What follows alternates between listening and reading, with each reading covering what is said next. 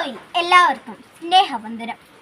സ്വർഗീയ ആരാമത്തിലെ പനിനീർ കുസുമം സഹനത്തിൽ ഈശോയുടെ കുരിശിന്റെ പാത പിന്തുടർന്നവൾ, സ്നേഹത്തിന്റെയും എളിമയുടെയും ലാളിത്യത്തിന്റെയും പ്രേക്ഷിത, നമ്മുടെ സ്വന്തം അൽഫോൻസാമ്മ. കുടമാളൂർ എന്ന കൊച്ചു ഗ്രാമത്തിൽ ജനിച്ച അന്നക്കുട്ടി സ്വർഗീയ ഭവനത്തിലെ രാജകുമാരിയെ നമ്മുടെ സ്വർഗീയ മധ്യസ്ഥയായി മാറിയത് തന്റെ പ്രാർത്ഥനാ ജീവിതത്തിലൂടെയാണ്. പ്രാർത്ഥനയാണ് ഈശോയോട് അടുക്കാനുള്ള ഏറ്റവും എളുപ്പവഴി എന്ന് അൽഫോൻസാമ്മ നമുക്ക് കാണിച്ചു തന്നു. ദൈവവുമായുള്ള സംഭാഷണമാണ് പ്രാർത്ഥന. നല്ല പ്രാർത്ഥനാ ജീവിതമുള്ള ഒരു വ്യക്തി നല്ലൊരു മനുഷ്യനായിരിക്കും. അൽഫോൻസാമ്മ കുഞ്ഞുനാൾ മുതൽ തന്നെ പ്രാർത്ഥനയിലും ഉപവാസത്തിലും പുണ്യപ്രവർത്തികളിലും ആനന്ദം കണ്ടെത്തിയിരുന്നു. പ്രാർത്ഥനയായിരുന്നു ശക്തി, ക്രൂശിതനിലായിരുന്നു ആശ്വാസം.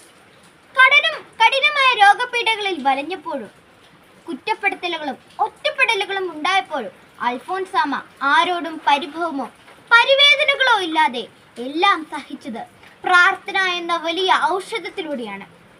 നമുക്കും അൽഫോൻസാമ്മയെ പോലെ പ്രാർത്ഥനയിൽ ആശ്വാസം കണ്ടെത്താൻ കഴിയണം. ഹൃദയം തുറന്നുള്ള നിർമ്മലമായ പ്രാർത്ഥനകൾ ദൈവസന്നിധിയിൽ നമുക്കായി നിക്ഷേപങ്ങൾ കരുതും.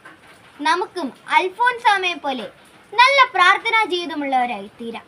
നന്ദി, നമസ്കാരം. ജയ് ക്രൈസ്റ്റ്.